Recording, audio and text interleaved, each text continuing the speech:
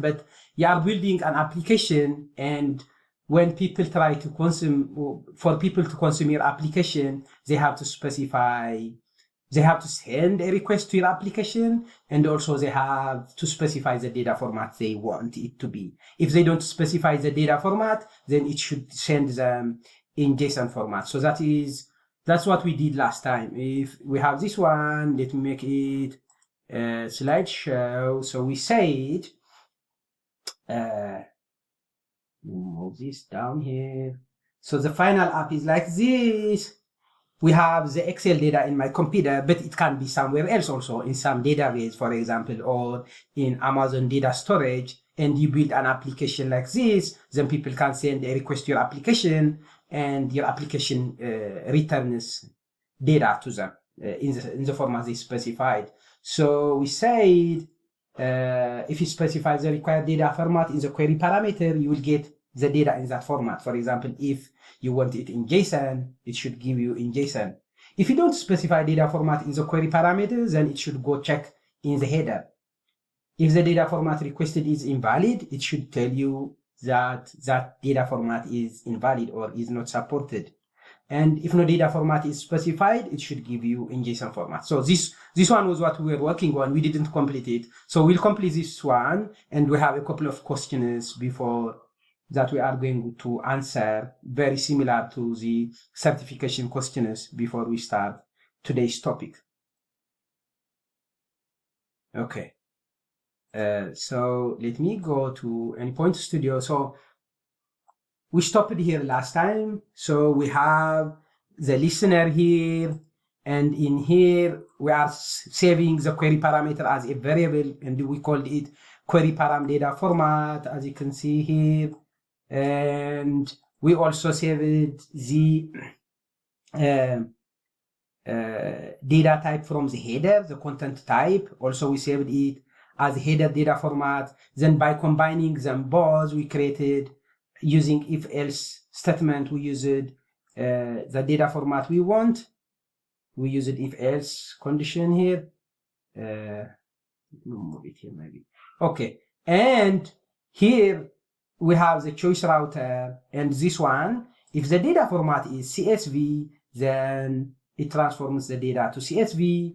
If the data format specification, if we specified in XML, it should send it in XML, we said. And if you see the difference between converting it to XML and to CSV, we said, when we transform it to CSV or to JSON, it doesn't need a root node. If you have root node, also it works for JSON, but if you don't specify also, it is fine. But for XML, we specify a root node, and this is how we do it. So we have this airports is a root node, and the payload that airports is like, our payload is the data that comes from the Excel data, and .airports, it accesses the specific sheet, because in our case, the data we have, it is this one, and as you can see, the sheet name here is airports. We can have different sheets here, and we have to specify the specific sheet that we want to access. So in here, but we have not yet read the data, so let's add read file. So I go to file module here and drag and drop read to here. We want it to read from my machine. As I say, the data can be anywhere. When we do things, when we are trying to read data from our computers or writing back to our computers, it is very similar also when you are trying to save it in cloud services also. Like the concept is similar, but for now we are just getting the data from our laptops or from our computers. But later, when we start looking at cloud, integrating MuleSoft with cloud services, we are going to see how we can read from different online data storages. So in this case, I want to read the data that I want to read is that airport is Excel data. That's it. The only thing is I have to specify, I have to tell it what data type it is. So which we specify it by going to MIME type, we said. So all these steps are in the PowerPoint slides, by the way, for those of you who didn't get time to see it. All what I am doing here are step by step explained in the PowerPoint for week 6A, so you can go see that. And also I have pushed the project to GitHub, and for some reason if you get stuck, if it is not working for you, then you can download my project from GitHub and compare where you receive different and understand what the cause of the error is. But this one, we have to specify the data type. It is XLSX, which is Excel data.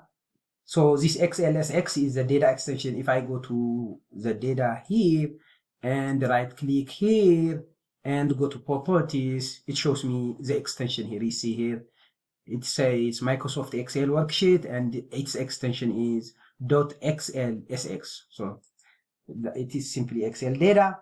So we can just rename this to read XLSX data. Okay, so now we are almost complete. We are almost done. So it reads Excel data, and if our request is in CSV, it will transform it to CSV and give us back the result. If our request is XML, it should give us in XML and so on. Let's first run it in debug mode. So let me add, I want to show you what's happening. So let me add a logger here at the end and just add a breakpoint here so that at every stage try to understand what the results are. Simply you right click on each processor and you click add breakpoint. So this one we want to run it in debug mode. So I right click here and I click debug project send XLSX. So if I do like this, now this one sometimes you may get error exists message, but actually it may not be a real error if it doesn't understand, if it doesn't see the data. Like in this case, for example, it is reading data, it doesn't know the payload. So when we write equation using the payload, since it doesn't know it, it may perceive it is an error, but actually when it gets the data, it will work fine. So you just proceed. But it is a good thing to when you see that message, you have to try to understand why it is giving that error message. So as we said, I think in the second week or so, we ran it in debug mode to understand the mule event data structure, the mule event structure, and also to understand if there are any errors, to understand what the cause of the error is and where it is failing. So, but in our case, we just are running this in debug mode to see, like first, for example, it should create this variable, then it should add this variable, then from the two, it should create a final variable, then it should read this data, then based on the data format specified, it should go to the specific data transformation and return a result. So now I go to Postman and okay, I want to send, okay, so I want to send, so send XLSX is the application name. As you can see here, it is, the application name is specified in the path as we have been doing, send XLSX. Then I want to specify, for the first time, let's specify the format in the query parameter. So query parameter, we start with question mark, format is CSV, for example. Now it should give me CSV data, but since it is in debug mode, I have to go to Anypoint Studio and click next, and it will run each processor. So click send. Now I come to the application. As you can see, the request has come. The mule event, you see, initially we don't have any payload, that's known because we didn't send any data. Rather, we want data. We are not using post method, we are using get method. And initially also there are no variables because the first variable, set variable has not yet been processed. So as you can see, variables, it says size 0. Now I click next, which is the next processor, or F6, as you can see on the top right. It comes to here, you see now variables, we have one variable it shows, and that is a query param data format. since I specified CSV, it says it is CSV. Now let's run this one, the header, click next. Variables 2, you see there are 2 variables now. What's the second one? Let's see. This one in the header, we didn't specify any data, so that is why it is null. Had we specified data format, it will be here. And next, by combining these two, we said if query parameter data format is not null, it should take that. That should be our requested data format. So if we go here, now my third variable type should be CSV. Requested format, as you can see, is CSV. Now, when I click next, it should go to this processor, this transform to CSV processor. So click next. Oh, yeah. But initially, it reads the data from here, the Excel data. It has read the Excel data. Now it goes to the choice router and click next. You see it is here in the CSV because the requested data format is CSV. Now click next. It goes to the final logger. And when I click next, then it will exit it and data results will be returned to here. So as you can see, we have CSV data. Now let's add let's add in the header. We can also specify data type in the header. So under header is here for key we specify content type, we said, and the content type we specified as application /JSON, like for example. So in this case, we are in the query parameter we are sending CSV, whereas in the header we are sending JSON. And if it gets both of them, then the query parameter specification will have a priority, is what we said. So it should give us a CSV. But let's see how let's run this also in debug mode and understand how it chooses the variable. So send. Now I come here, no variable initially like before. Now I have one variable which is CSV. Now when I run this one, my header data format will, before it was null, but now it should be JSON. So we have 2 variables now. As you can see, it is application JSON, and we want to compare if it is JSON or CSV, not application /JSON. That is where we use the split by. So if I click this, we use this split by. So we have header data format variable, this variable value, it will be application /JSON, and we are telling it split it into 2 based on the /. So the first one will be application, the second one will be JSON, and MuleSoft, since it is 0 based, to access the first one we put square bracket 0, and the second one, to access the second one we put square bracket 1. So this should give us JSON. However, in this case, the query param data format is not empty. There is CSV, so that will be our final data format. So click here. Now, if you see this, you see the requested data format is CSV because we have this one. But when this one is null, then the requested format will be the same as what is specified in the header. So click next, next, next, next. Now it exits and I get the data here. However, if we just remove this, there is no data specification in the query parameter. Now I send this, come here. Okay, no variable initially, go. We have one variable which is null. I didn't specify any data in the query parameter. Next, 2 variables. Now the variable is the header. I specified is in the header. Now it will split this and take JSON. So our final data format to be returned is in JSON. So if I click now and see this one, you see it is JSON now. It says, as you can see here, it says JSON. So it splitted the application /. It splitted it using based on the /, and it took the second element of the array because split by gives an array. Okay, so now can run this, and the data format returned here should be now in JSON, as you can see.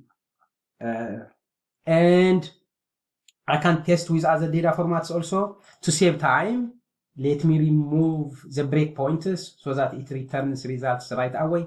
right click, remove breakpoint, remove breakpoint, remove breakpoint, remove breakpoint here also. Here also remove it, and I don't even need this logger. I will delete it. Okay, save this and go to the console, see until it updates it. Yep. If you see, once you make changes and if you save it and if you see this application here, that means it has updated your changes. So now I can send requests. Like for example, let's just send this and this one, let me change it to application XML. Is this one? It should give me in XML format. As you can see, the data now comes in XML format. Or I can make this application CSV, send. It should come in CSV, as you can see. So I can specify neither of them. But now let me remove this. Remove what I specified in the header. And just here, let me say format is, for example, MuleSoft. And there is no MuleSoft. There is no data type called MuleSoft. So it should give me MuleSoft. What is it? I don't know it. So when I click this, submit, as you can see, MuleSoft is not supported data format it gives me. So this is very similar to what we saw. This is how we specify, we return the data in the format that the consumer specified. And also for get method, we can also send our requests in the browser. So this one, for example, however, in the browser, remember we can't specify header like this. I mean, there is no header in the browser, but I can come here, just open a new tab, and let me move this to here. Then I can send a request here and call this, I want it JSON, for example. It should return the data in JSON format here. As you can see, we have the data here because it is get method. So browser also it returns the data. Or I can make this XML. So it returns the data in XML format. As you can see, maybe here this is easier for the eye to try to understand the structure of XML data.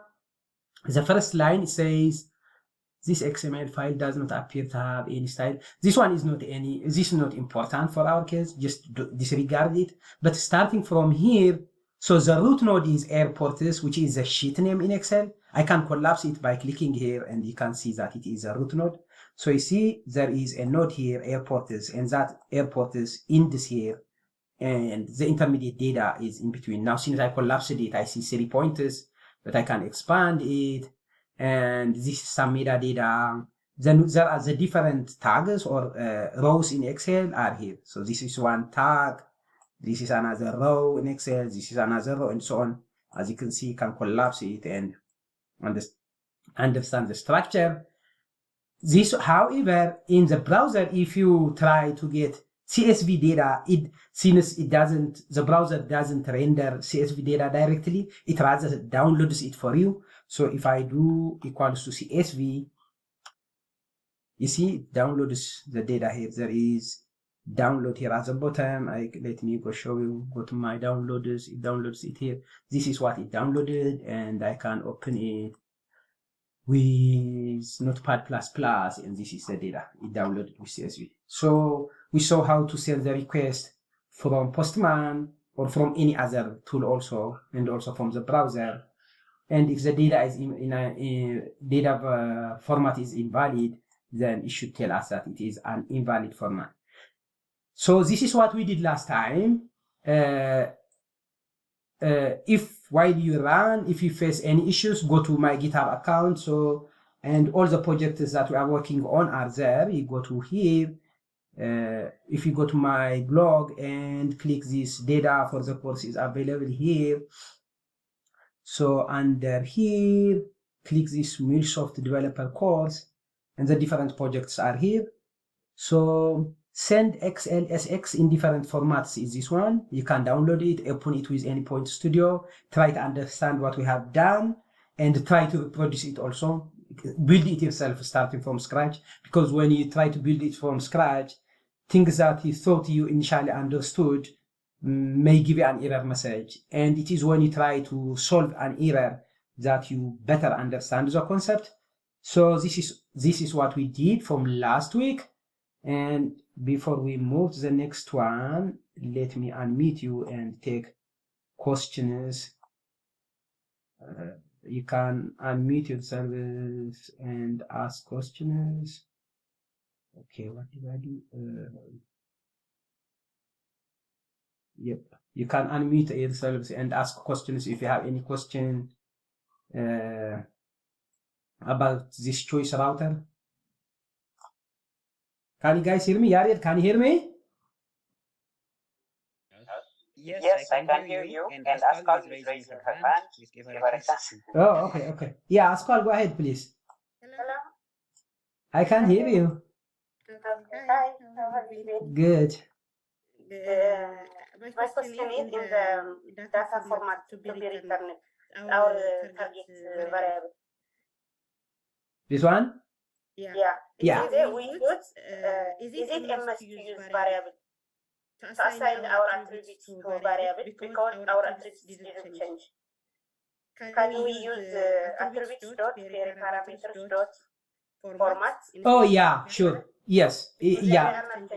Yeah, because but however, if you bring this read xlsx before this one, yes, it will overwrite it. Yeah, good question. Good observation. Yeah, it is safer to create variables right away so that you don't lose them. Otherwise, in this particular case, our attributes don't get replaced. Good question. Okay, so and we said, what did we say last time? If you have choice router and a couple of them, it starts evaluating from the top down, and once it gets one that evaluates to true, then it just processes that processor and it doesn't move to the other ones. Like for example, in this case, if the first two are true, then once it gets the first one, it will not go to the second one. It doesn't check the rest of them. It is like it doesn't check the rest of them. I think in programming also it is like that, but many of you may not have that background, and I should not confuse you. So I have a couple of questions.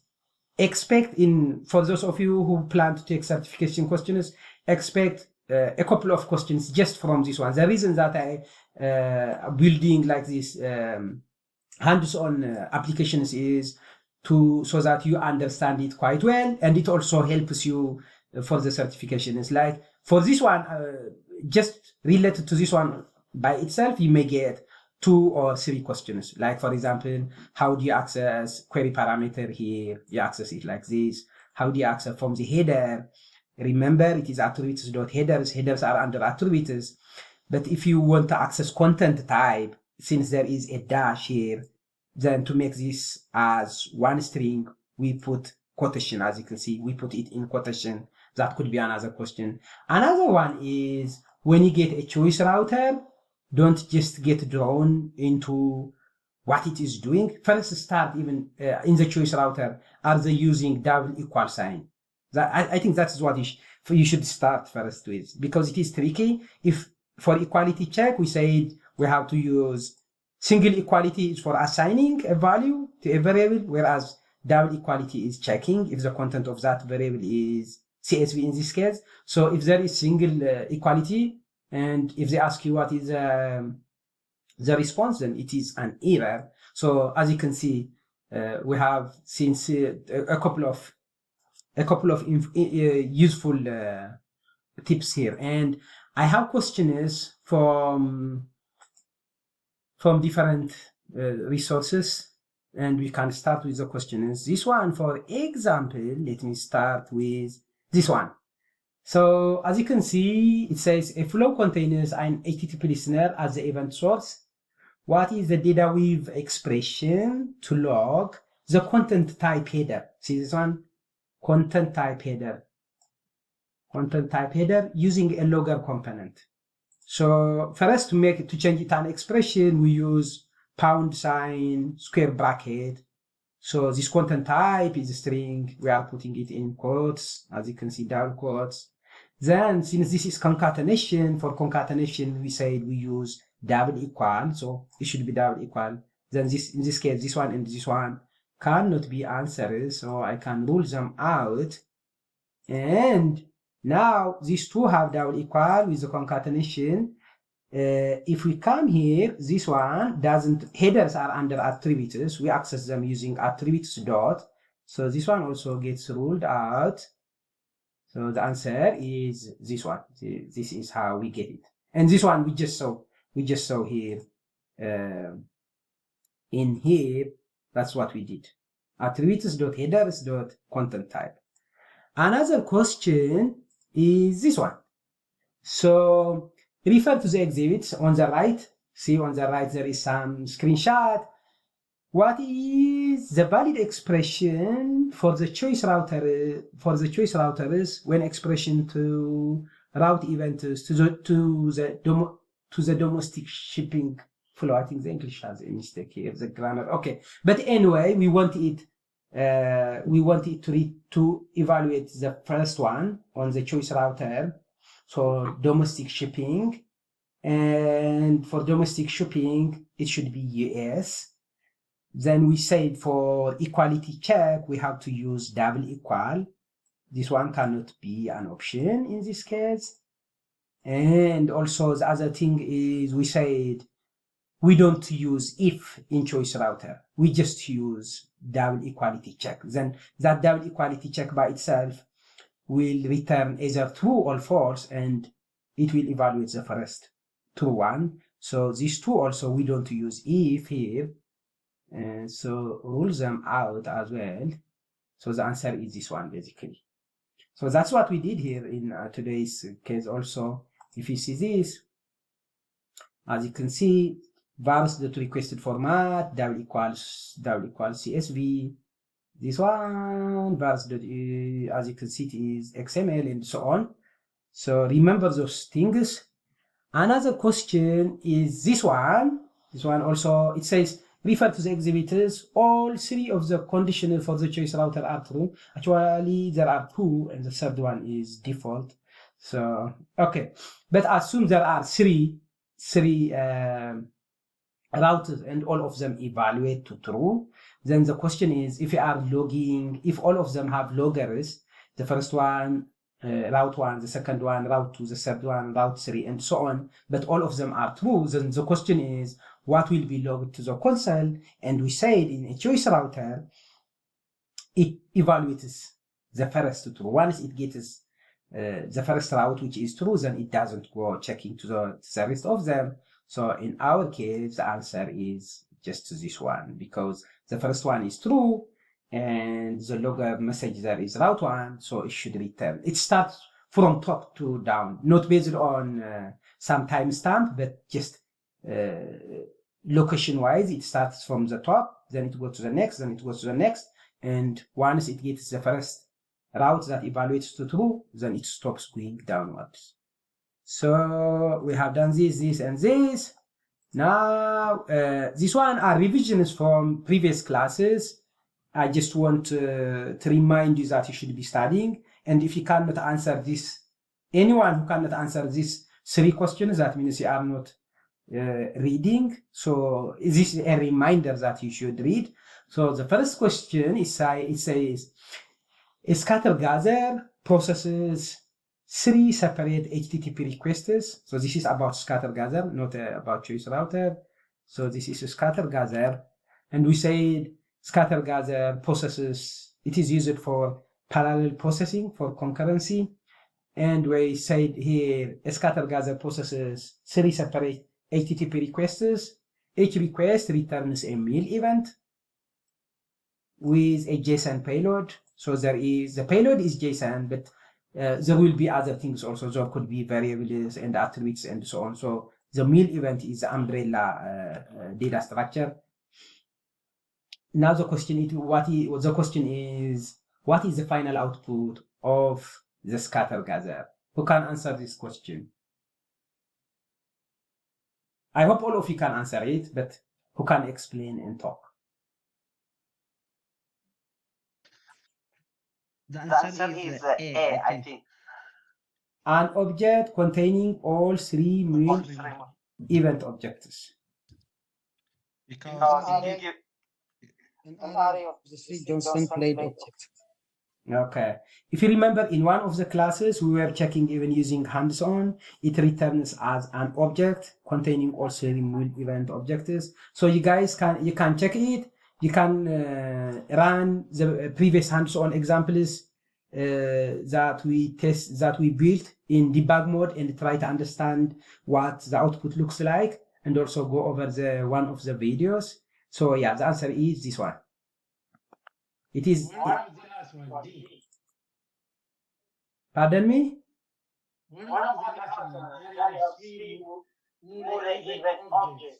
No, it is an object. It is not an array. An array is square bracket, but it returns as an object. I think you can check in one of the videos we have done it and did Kahoot question also. So yeah, go read all the slides and try to understand why it is an object. We run it in debug mode. An object is taken as single and an array is taken as more than two. Pardon me? It can be an object, like, let me show you what it looks like. It could be like this, for example.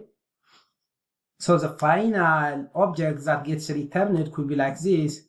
And if you have 3 processors, then 0, then for 0, there will be some data here, including the attributes, payload, and so on. For the second route also, 1, I remember we were doing this, and that also, it will have more information like this under it, the payload, and so on. And we are saying to access the first one, we do payload dot 0, then dot payload to get the payload from the first one. And to get the payload from the second one, we do payload dot 1 dot payload, and so on. So it is in the videos and in the slides. Just check it since we have discussed this a lot. Okay, the other question is this one. I just brought this. They are in the Kahoot questions. We did them before, just to see. I brought them to see, to remind you that you guys should be reading.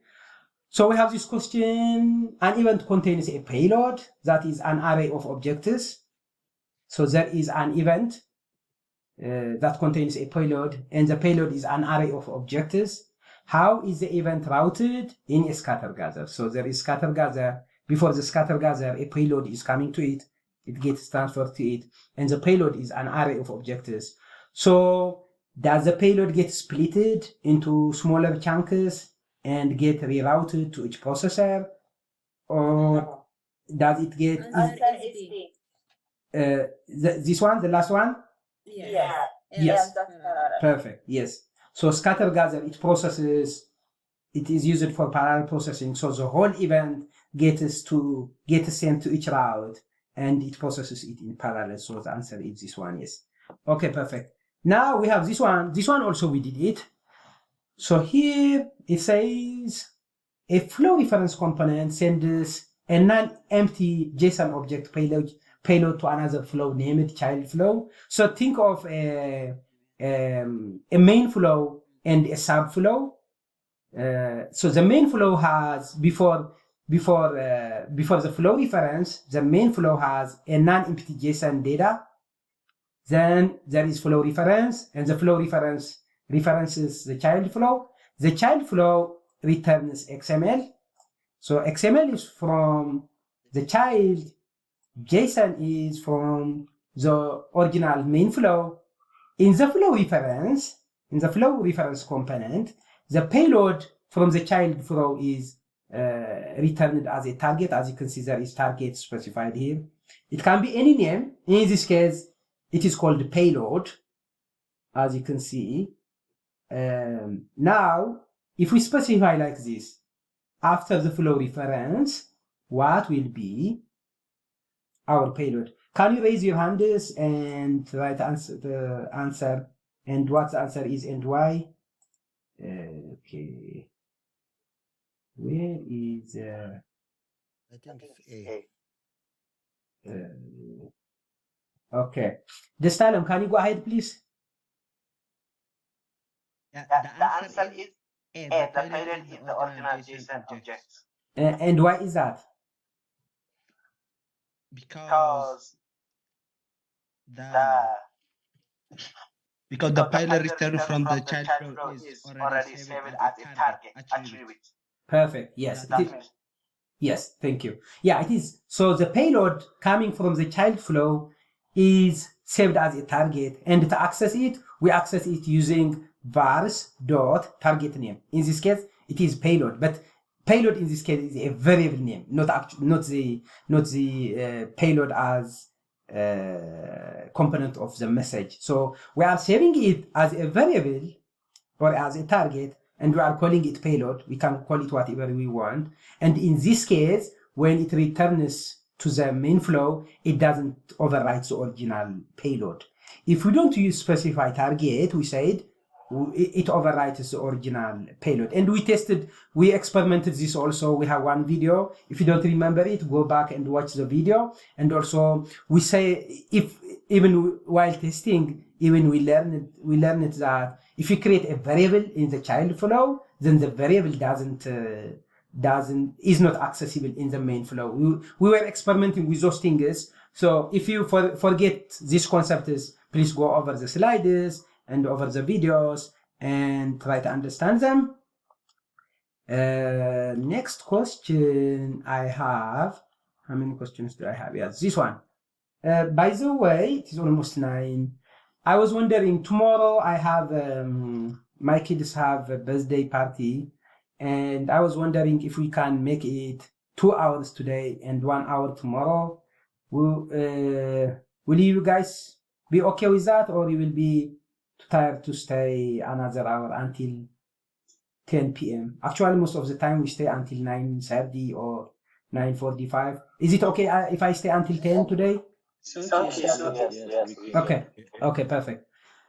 So see this one. This is an important concept also. It may confuse you like in the beginning until you understand it. There is what is called flow reference. We can get output from a flow or an application from a flow using flow reference. But there is also what is called a request. Like a listener listens and a request sends a request, and it can send a request to a flow inside the same project, or it can be an external API also. And the Mule event structure is different from both of them. So let's understand for flow reference, and tomorrow we are going to see what the structure looks for when we use request, HTTP request. So this one, what we said was, when we create flows and subflows, if we have a main flow referencing a subflow, what we said was everything, the entire Mule event from the main flow is accessible to the subflow. And then what comes from the subflow is accessible to the main flow. This is when we use flow reference. When we use request, it is slightly different, and we'll understand. So this question, what it says is, a Mule application has 2 flows, named parent flow and child flow. Assume one is main flow and the other one is subflow. A variable is defined in the parent flow. Okay, so in the parent flow, we have a variable. Now, what is the scope of the variable when the parent flow calls child flow using a flow reference? So we said scope, when we first discussed about scope, we said scope means across the different components of a Mule application, what is the data, like which data is available in which processor, or at each processor, what does the Mule event structure look like, and why does it change as you move from one processor to the other? Like some of the data, if it gets overwritten or replaced or changed to null and so on, that is a scope. Scope means, is it available? Like in that specific processor, if it is available, then its scope is available. If it is not, then it is not accessible, kind of thing.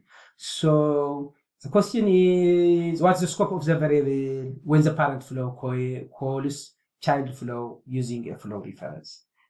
So who can raise their hand and answer this question? Please raise your hands. I see the Stalin. Let me see if another one. Salam, go ahead, please. The variable is C. The variable is accessible in the server can be changed as in the front. Yes. This one also, by the way, this concept is, if they confuse you, an easier way to understand them and to remember them is to build simple applications and add breakpoints and run them in debug mode, like what we did. This one also, yes, we built an application and we try to understand what happens. So the variable from the main flow, is accessible to the child flow. And in the child flow, if we create variables, and if the variable name is the same, then the original variable name in the parent flow will be overwritten. But if the variable name is different, then we'll have different variables. It will not get overwritten. So, yep, that's the answer. Another one, this one, we saw it in the first to second week, I think, when we were seeing the high-level overview of Anypoint Studio. So what it says is, in what file does the Mule project keep track of all of its dependencies? So dependency in this case means, in my case, for example, I am using the transform message, or we have the core, the modules. If you see, I'm using core module, I'm using HTTP module, and I'm using file module. So an application, the dependencies it needs, where are they specified is a question. So I want you to remember this.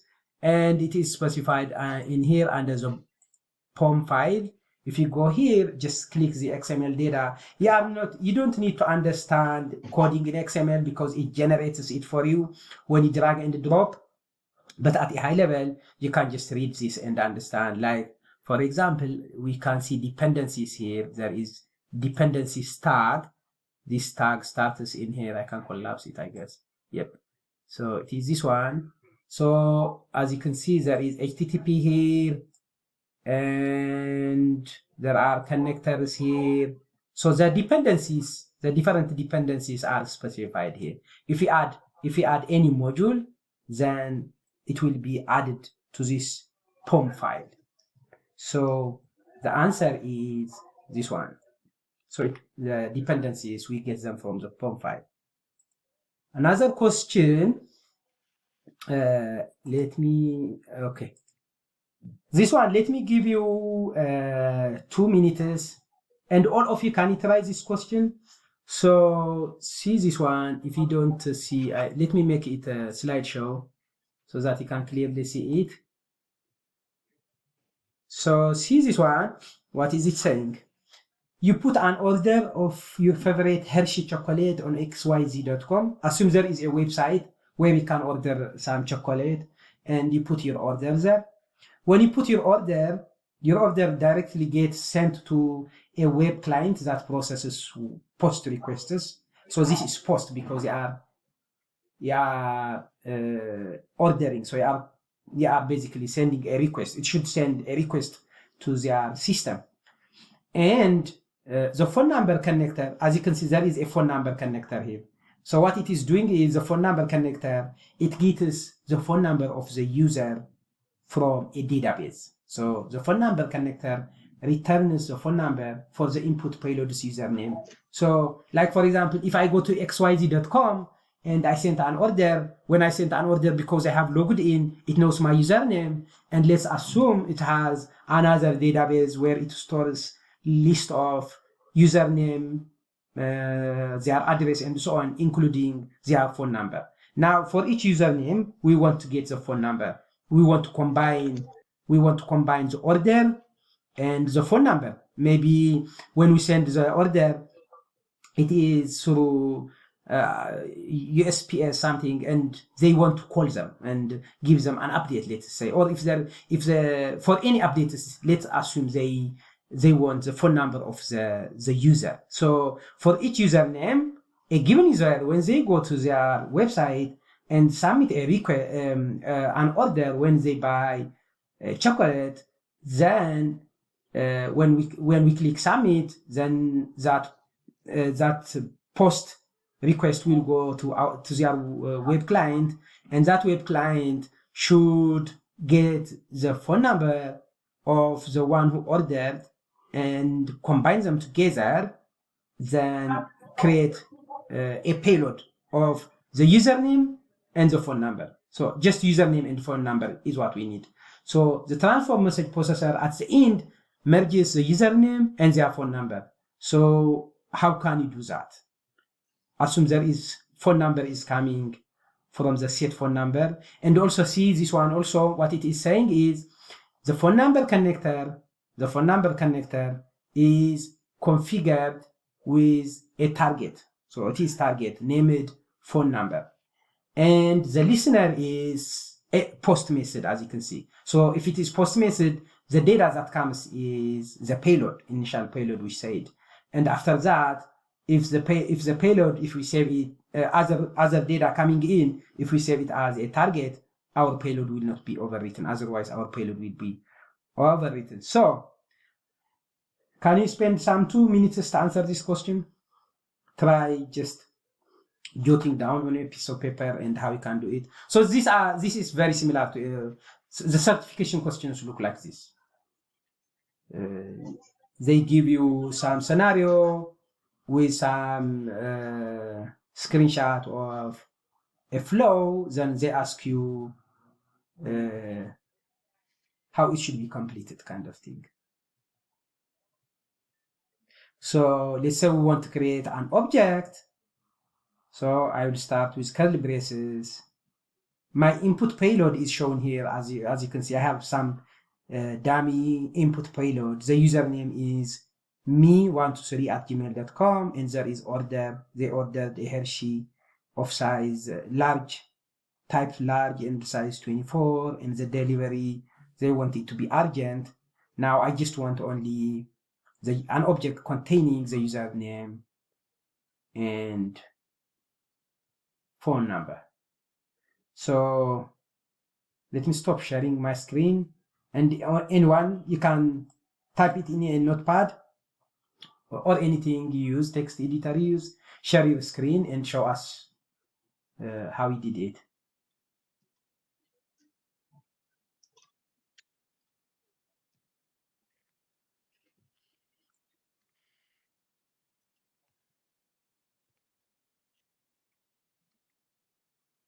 Anyone who wants to share their screen and show?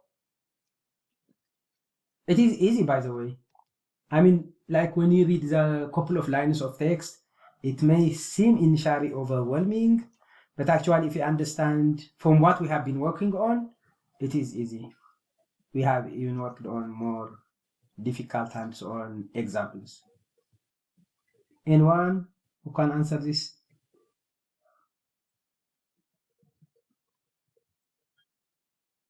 Destalem, do you want to try?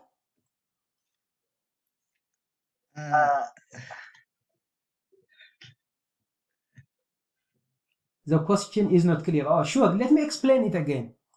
Let me explain the question. So the question is, they are on xyz.com. Assume it is Amazon. Then you search, do you want chocolate? And you search the keyword chocolate, and it shows different chocolate related the products, and you then want some specific Hershey chocolate. Then you select that and you click send. Now when you click send, that is a payload. Your order is a payload, and the order looks like this. It comes to this web client, which accepts post requests, and the input payload will be the username of the person who ordered and what they ordered, basically. So this is an object. The payload is an object. So this payload comes to this listener. Then next to it, there is a database connector. That database connector, what does it do? It gets the phone number of the username from their database. Then it saves it into a target named phone number.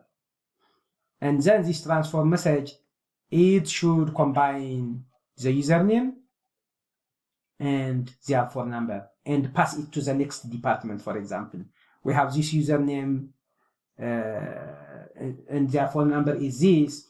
Then maybe based on the phone number, they could send them advertisements, or they could call them, and so on. It is just a dummy question, but you can think for other real-world scenario also. The application is something similar.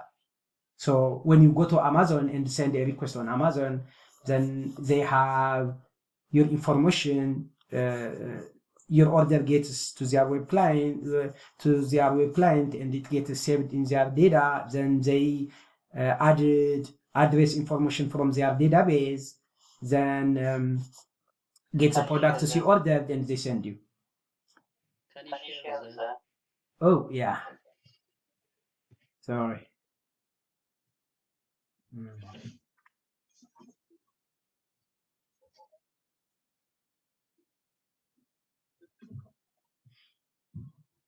It is also on the PowerPoint slide. It is slide number, probably if I am speaking a little bit fast, it is on slide number 11.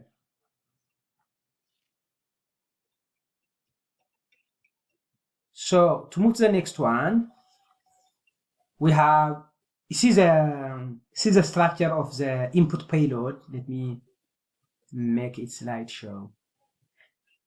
The input payload, the structure is it an object or an array? Okay. Yes, yeah, very close. Yes, it is an object. Thank you. Mahari, yeah, very close. It needs a little bit modification.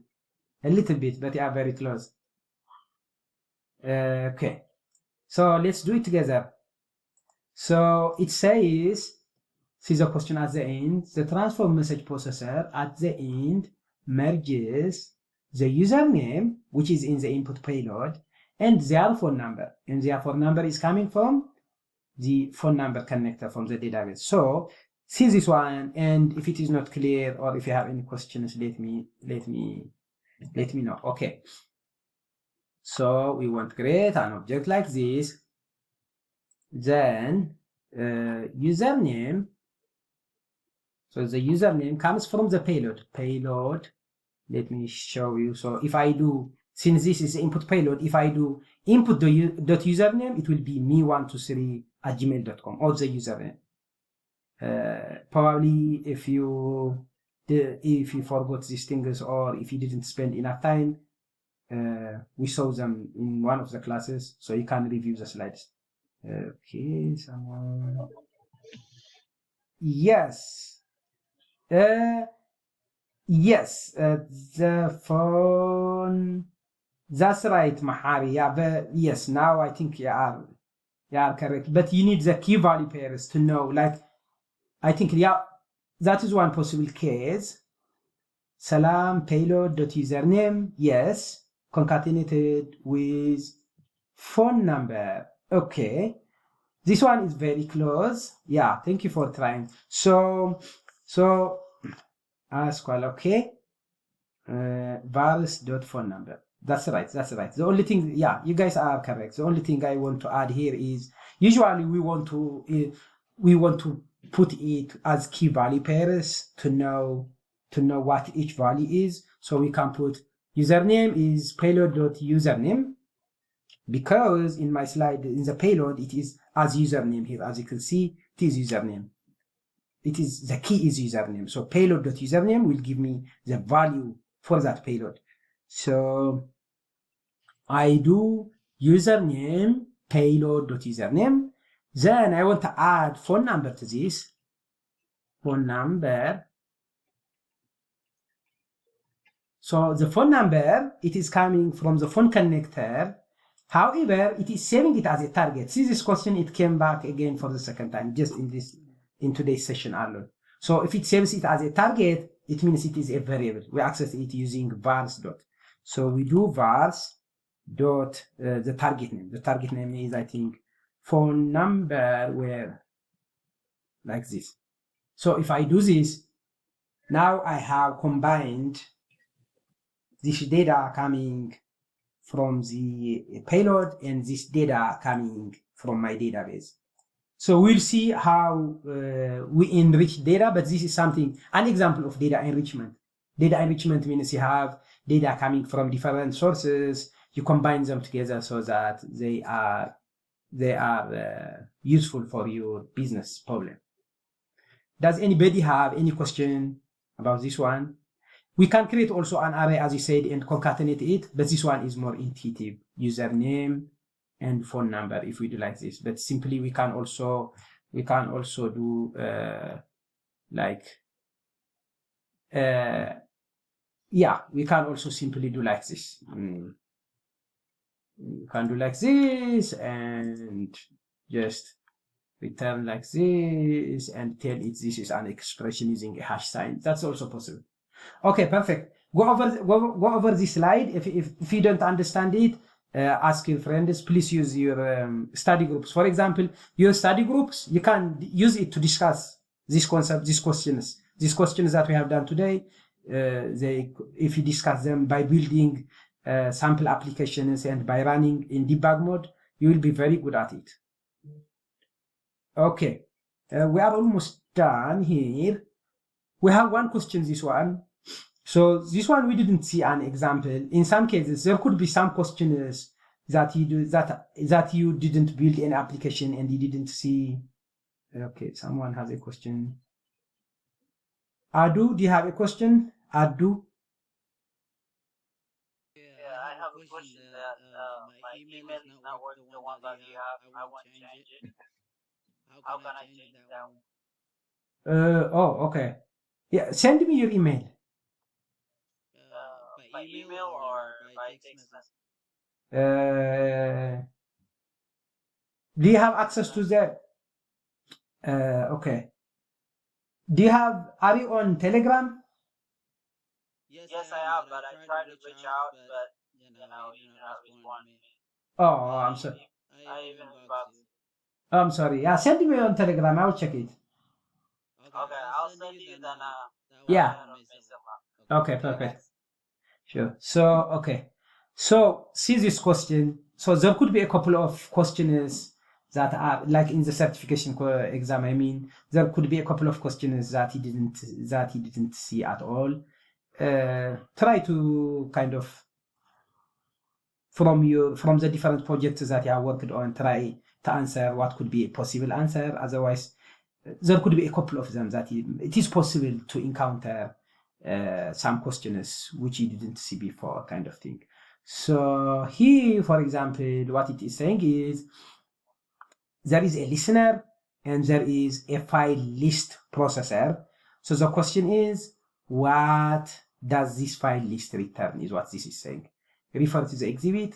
What is the object type returned by the file list operation?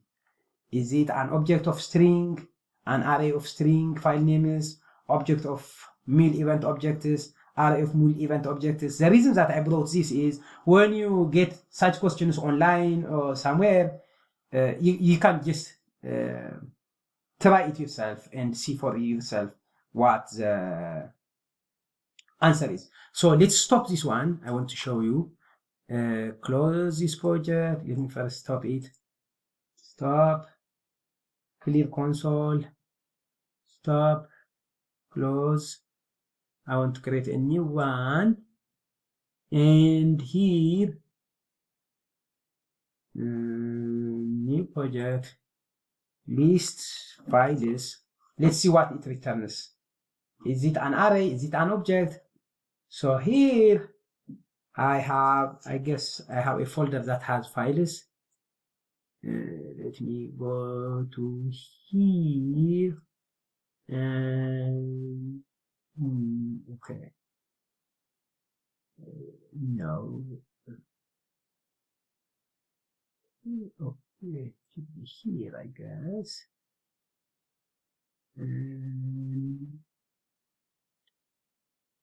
The data transformation that we were working on last time, we had input coming into the input folder and it was processing it and outputting it in the output folder in different formats. I have these data files, for example.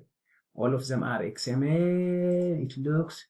What about the backup? In the backup, I have XML and other things. Or even we can use the class data. We have these data files. So I can copy all of them and put them in here under the input folder. Let's see what it returns. Okay, so come here.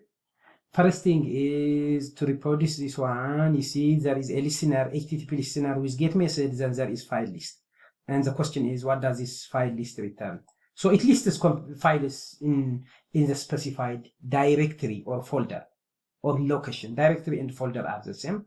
So go to HTTP, we bring listener here, then let's give it some name.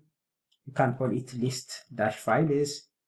And for the configuration, let's just accept the default configurations. We have been working on this. We have been doing this many times. So if this is new to you, go over the videos from previous classes.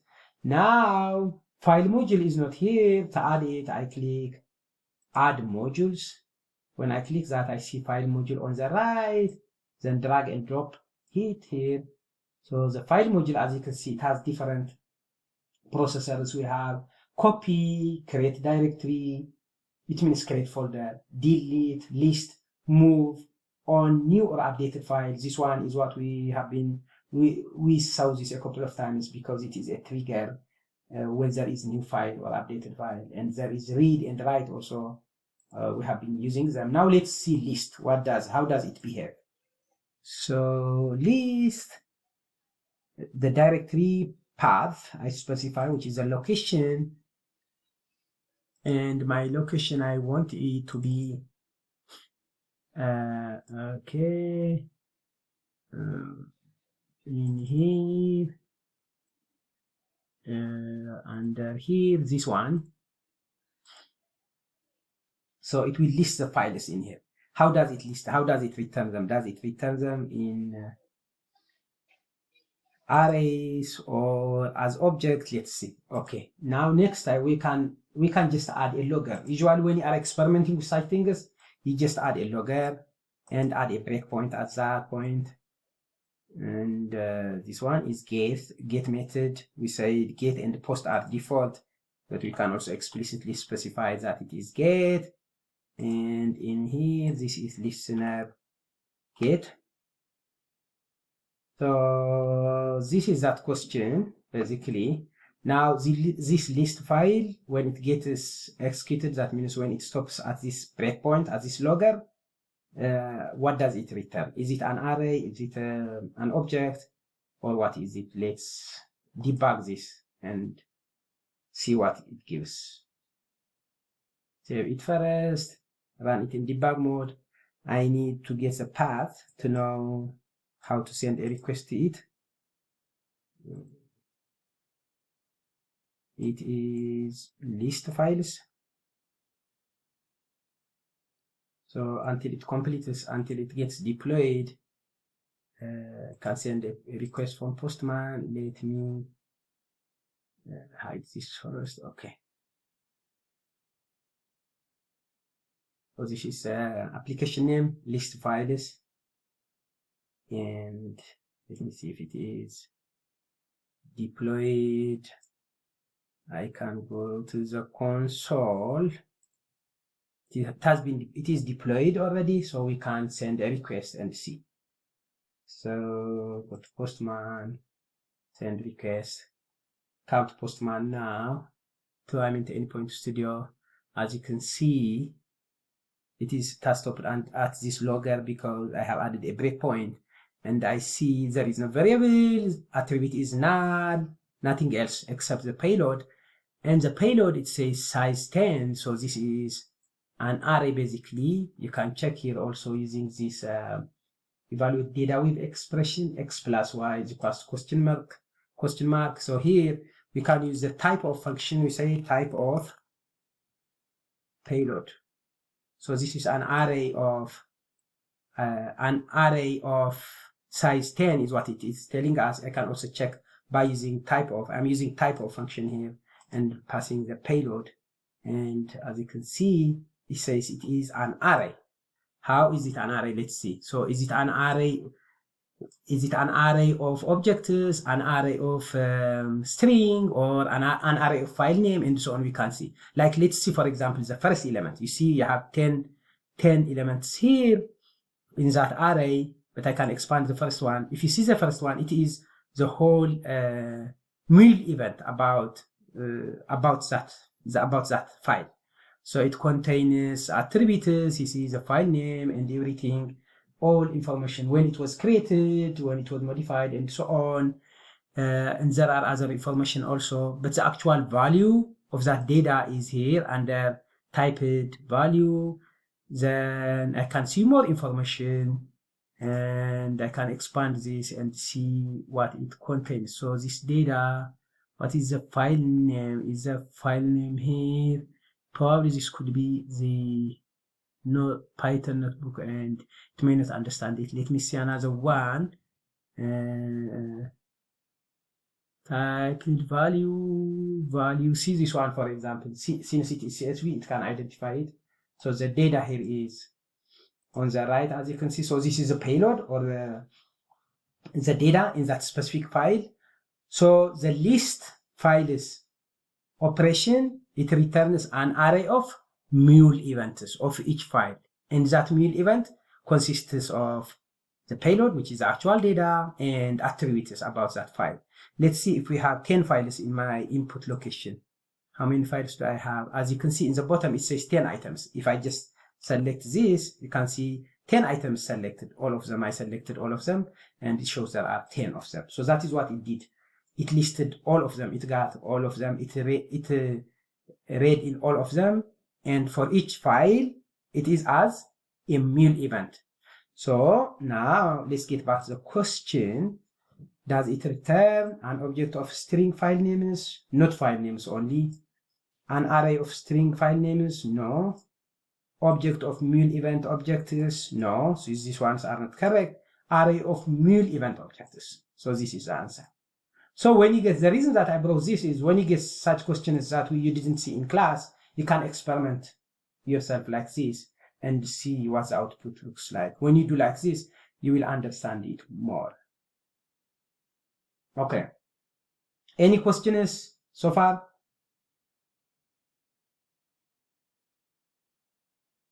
Okay, perfect. So let me start this for now, and then we'll finish it tomorrow.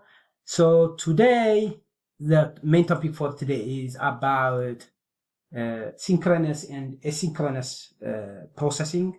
So what do we mean when we say synchronous and asynchronous processing, and how do we create synchronous and asynchronous processing is what we'll see.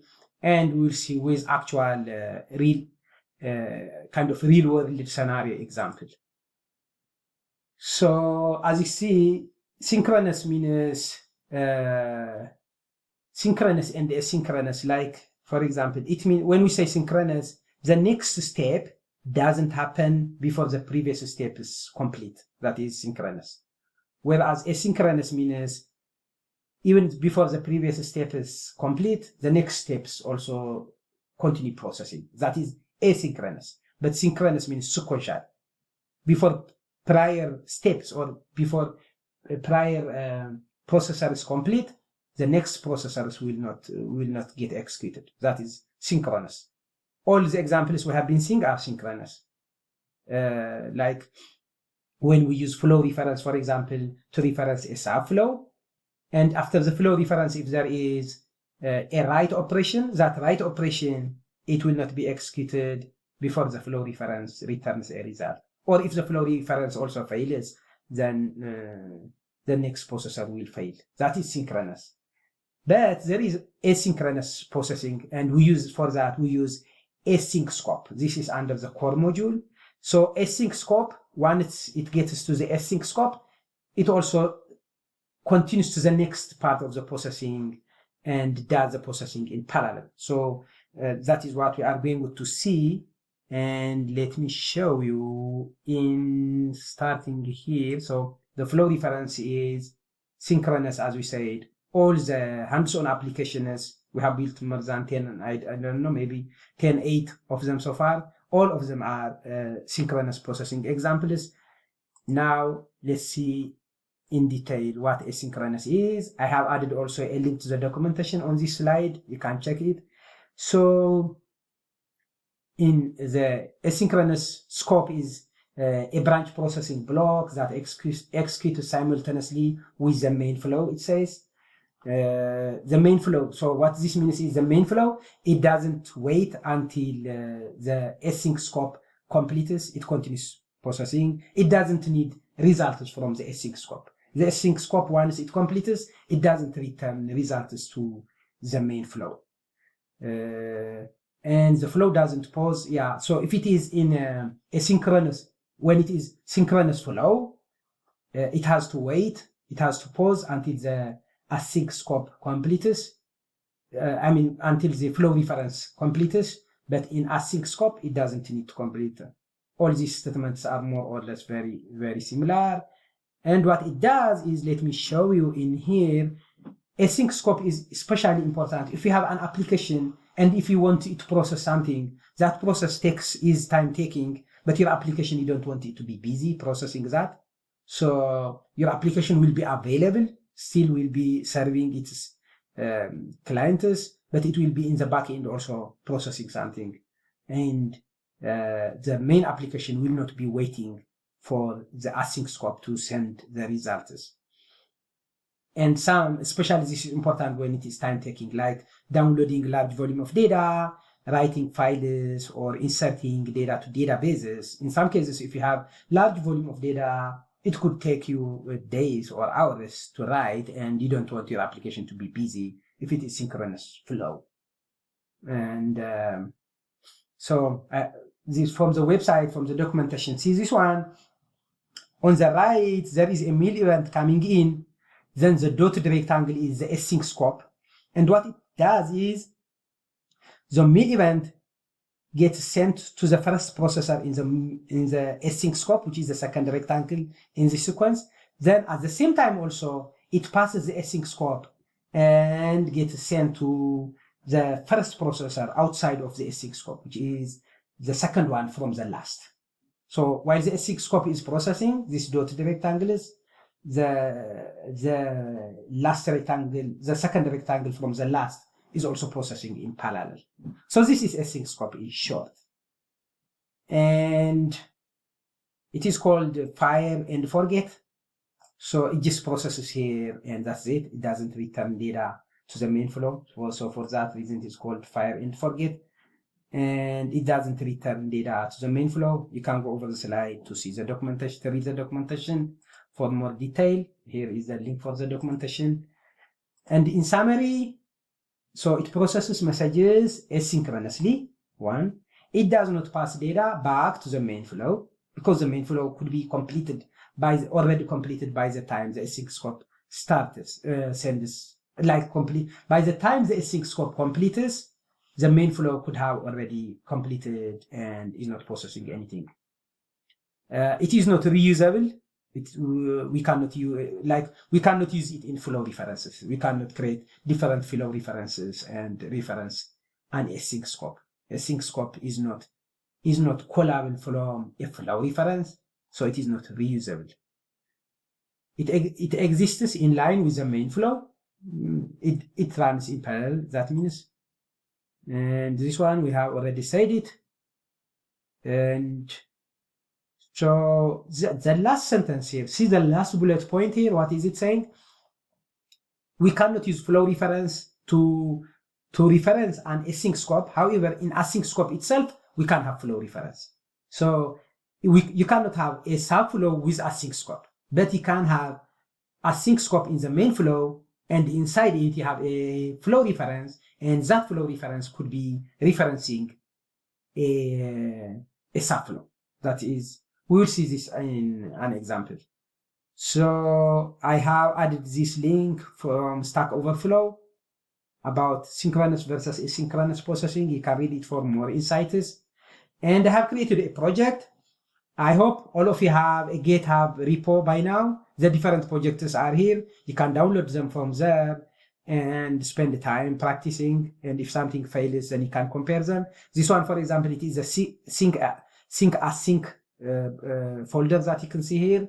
And I think from now on, rather than starting from scratch, I will just show you the project that I have built and spend time more talking about the concept rather than doing it again, since you can get it from my GitHub folder and compare it already. So I have that project done here. Let me stop this and get, which is this one. I stopped it. If I go to the console, yes, I have stopped it. And this one also, by the way, I will add it to the questions. And in the GitHub repo, I have quizzes folder. These quizzes contain the different flows that we experimented, so you can have a look. So I will add this one also to that folder. For now, let me close it and go to Sync Async Mule project. Just double click it to open it. And this is it. So see this one, what we have is, in the first one, we have async scope here. As you can see, this is the async scope part. Inside it, there is an HTTP request, and there is a write operation, and there is a logger. This is async scope. What does it mean? When we send a request, this listener, it is going to first create a variable here. Then the Mule event will go to this part, which is a request in this case, first to the first processor to request. And in parallel also, it is going to go to this last part, the last set payload. So if it is async processing in this case, even if the data in this case, by the way, this request, HTTP request, if you go to HTTP, there is a request. We use it to request applications. We can get data from applications, external applications, or also applications in the same system, in the same machine. So I am using request here, and I'm downloading data from the government website called data.gov. So let me show you how I did that. So in here, this is where the data we are downloading from. So this data is Maryland statewide vehicle crashes data, and they have it in CSV, in JSON, XML, RDF. I don't know what it is. But from here, I want to download, let's say, for example, I want to download the CSV data. So I can right click on download itself and copy link address. When I copy this is what it gives me. So I have for under the details for the HTTP request, I just need to paste the link for download, and that's it. So it downloads that, and it creates a payload from that. And I want it to write the payload. I want it to write it to my machine, and this is the file name. So vehicle crashes.csv, because it is in CSV format. By the way, also when we send the request in here, we have to specify the MIME type. Since I'm downloading CSV data, I have selected application /CSV here. Then I want to write it here. Then there is logger here. This logger, it just it writes data successfully written. So this logger, it is going to be logged to the console once this async scope completes. And let me show you what I have in the variable. The first variable, I have one variable actually. I'm just creating a start time. So we know the now function, it gives a date and time. So let's say you start something right now, then you complete it after 5 minutes. Then the now function in the start and the now function in the end, their difference, it should be 5 minutes basically. So this is the start time. When I do now here, it is start time. When I do now here, it is an end time. And I want to see how long it takes. So what I'm trying to show you is the advantage of async scope. If it is async scope, even if it takes so long time, it does it in parallel and the flow continues. So if I run this first flow, for example, it is going to, it will not take any time, the flow as a whole, because from the first variable, it is going to skip to the last one. However, in the second flow, it is synchronous. So here it starts, Here it tries to download the data. Until it downloads it, the next processors, they will not do anything. They will wait. The next, it will write it here. Then this one returns the time it takes. So we want to compare this. And yeah, let me run this and show you. We can first run it in debug mode so that we can see from here, it goes to here and comes back to async. You can see. So run it in debug mode. It says the error exists, probably doesn't know it because it is a request. So let's just click proceed. So until this deploys, are you guys clear with synchronous and asynchronous flow? Does anybody have any question? So conceptually, these two flows, they are different. These two flows is the first two flow, the time taken from this payload, last payload, it will be milliseconds because just from here, it will go to here and that is it. In the second flow, however, it will take a minute or so to download the data. It depends on how big the data is. So this one is getting deployed. Oh, the other thing that I want to mention to you guys here is you may encounter this error. The data that we are downloading is somewhat bigger. So your MuleSoft by default, it has specified memory that it can use. And if it says run out of memory, you can increase the memory. And to increase the memory, what you do is you just go to here, you go to run configuration. Let me show you. I have done that in my case. So go to run and run configuration. Then you select the application you want, since I have different applications. So this is rather than using fixed memory, fixed resources for MuleSoft, where in some cases, some of the applications are very light, very small, and they don't want as much resources, but some of them could be more resource intensive. So you can specify per resource in this case. So if you go to argument, you just increase, I have specified this in the PowerPoint. You can copy and paste that. So here, this one, I have increased it to 5 GB basically. I think it was 1 GB by default, one of them 1 GB, one of them 512 megabyte. Don't worry about this for now. Just you increase the memory if it says memory error. So now this is deployed, as you can see. We want to send a request from Postman. And when we send for the asynchronous and synchronous, how long does it take to give us the response is what we are trying to answer.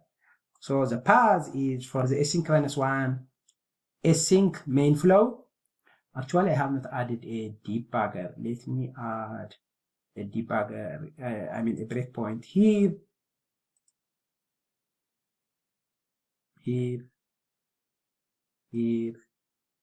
When it is synchronous, like the second flow, we know it goes sequentially, so we don't want to run that in debug mode.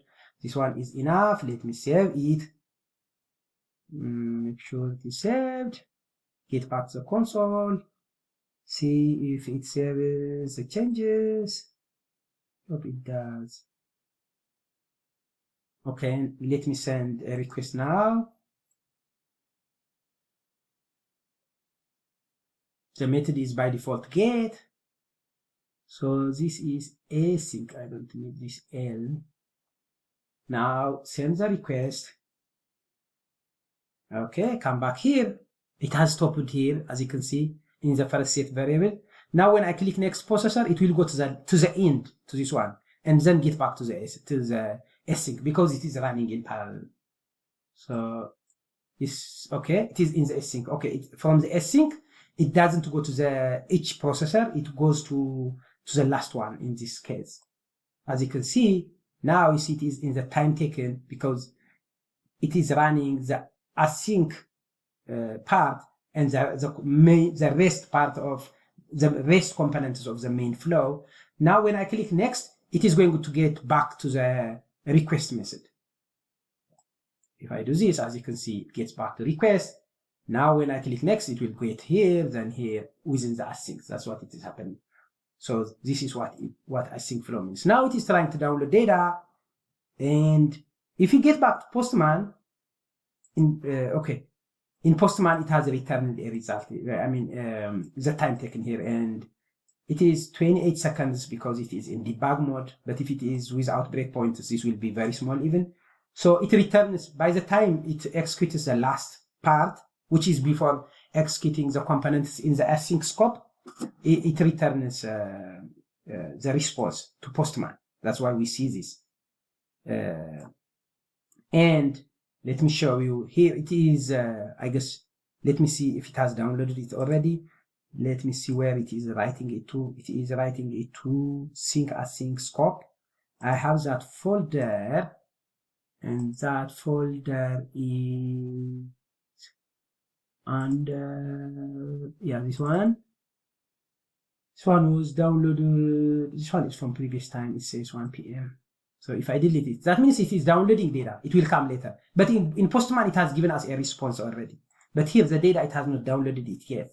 For such processes where they take time, we use async scope so that the main flow continues its job, its application. The application will not be offline, but in parallel also, it will be processing something. So this one, after some time, it is going to download data to that. Let me see. Because, oh yeah, I have to click next so that it can write it. Now, exit from here, and if I come here, I should see it writing data. So it has written the data now. So as you saw, now we'll compare the two. Just remember from here, first it stopped here, then at a high level, this rectangle was highlighted, then it jumped to here, then it get back to the different components within the async scope. So now I can remove these breakpointers, and when I send a request, you will see I will get a response right away because the main flow will continue. So yeah, okay, let me stop this breakpoint. Now I don't have any breakpoint. Okay, now the response to Postman will be right away. So, however, the data will take time to download. Let me delete this data. You can time it, at least it could take a minute, and we can compare the response in Postman versus the time that it takes to download. Let me divide my screen into two. Okay. So what we can do is here we send the request, and this one we put it here. See, there is no data here. You will see in Postman we'll get response much faster because it is async scope. Whereas if it is synchronous, the data will be written to this folder and we'll get response in Postman at the same time. So send. So you see, I have got a response. It took 0.001 second to get a response here because it skipped the async scope part. And on the left in the folder, we don't have any data yet. So you'd see it can take time. And there are times where the data you process based on the resources, the computing power and so on, it could take hours or days. And in such cases, we use async scope. So as you can see, no data is written so far. And until the data gets written here to the folder, maybe for 1 minute or so, I can take a question.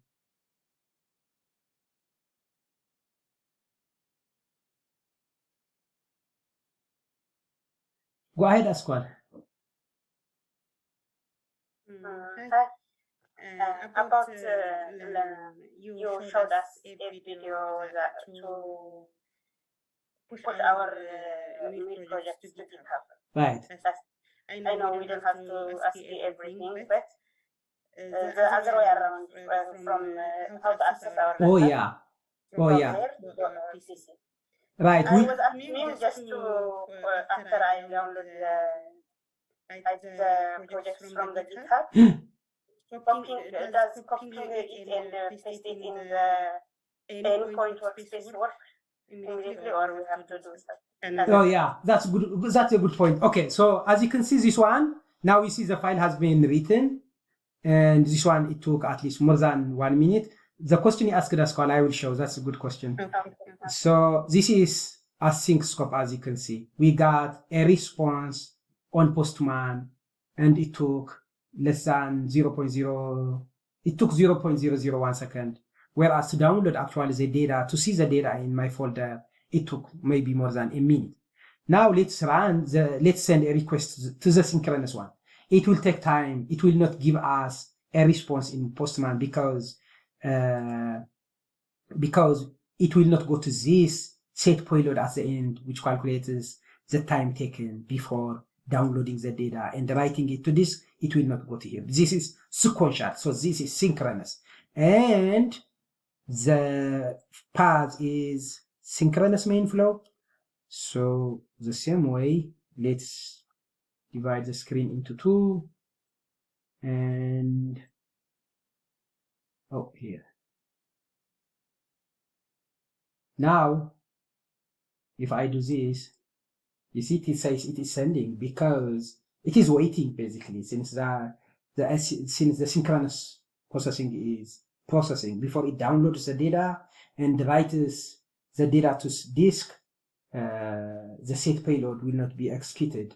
So as you can see, Postman is not giving us a response. Assume this is a real-world application. If you use synchronous application, synchronous flow or synchronous processing, then during this time your application will be offline because behind the scenes it is processing some time-taking application.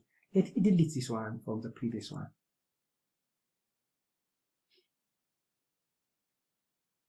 So now we will get data in that folder and a response on Postman at the same time.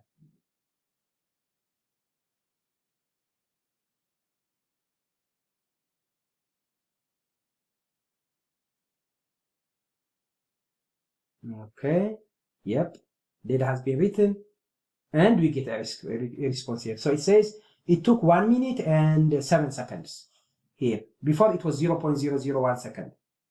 Whereas now, since it is both of them writing, it is only after it writes the data that it can give us this response. So I hope this concept on synchronous and asynchronous should be clear. If it is not clear for you, go over the slides and experiment with a hands-on project. I have specified each step on the PowerPoint slide. And if for some reason your application is failing, if it is not running, you can get the my project on GitHub. I pushed it to GitHub. And to answer Askal's question also, or for the rest of you who don't know how to get data from GitHub, let me show you. So we go to GitHub.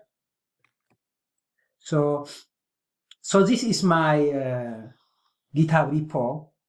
You can get it from my blog. If you just go to my blog here, MuleSoftenthusiast.com. I usually include it in the email communications we have. Just click this and it takes you to here.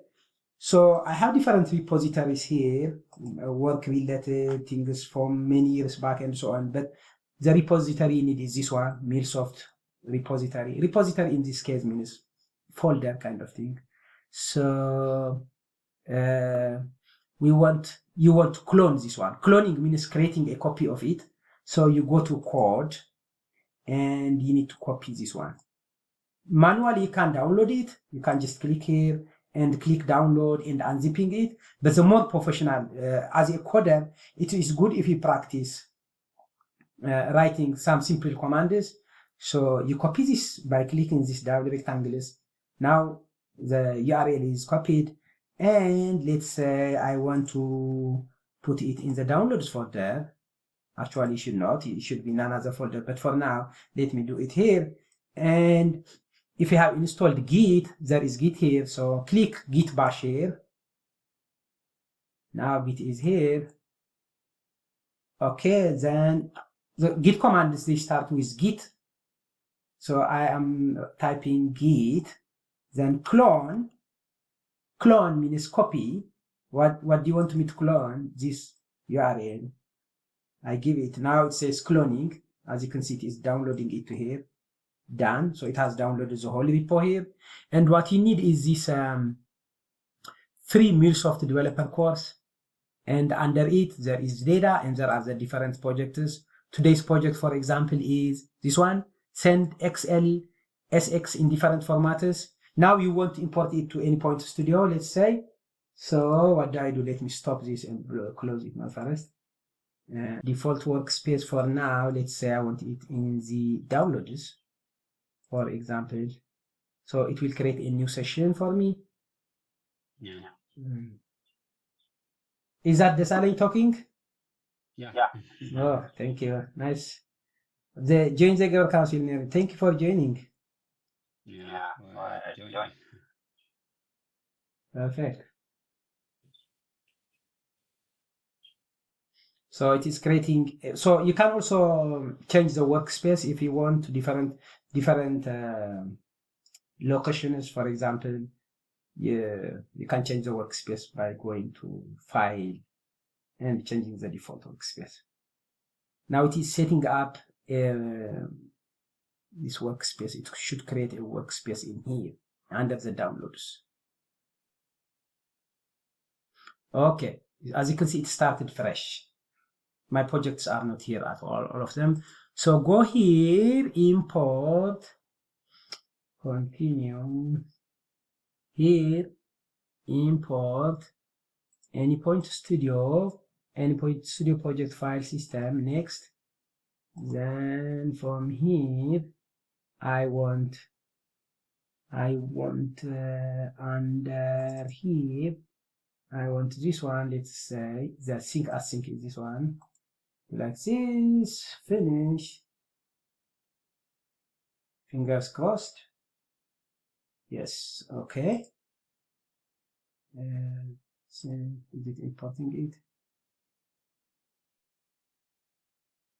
I have done this just today, but I forgot how I did it. So, but it works at least. Okay, on the bottom it shows that it is importing. Let me move this and show you. So Import files and packages. Files and packages. Oh yeah, here. So now it is 50% complete. Okay, yeah, I see. I got you. The dependencies, it is importing the files and the packages. Okay, perfect. So it is importing. It seems it didn't take me this long before. Okay. Nice.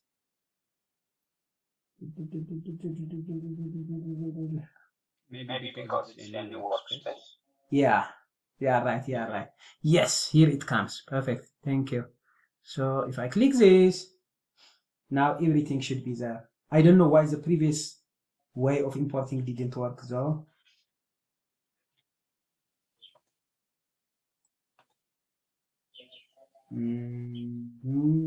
Yes.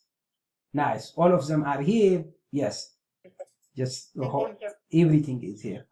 So you can double click here in each processor to understand what it is doing. The function here is now, for example. You can double click like this, but try to reproduce it yourself. Try to build it yourself. And if for some reason it fails, then you can import this.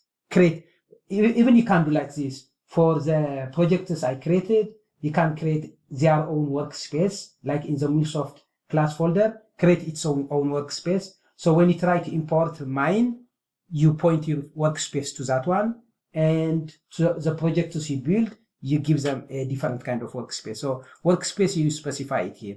You go to file, and there is workspace here. Switch workspace, then you switch it. So this is all for today. If you have questions,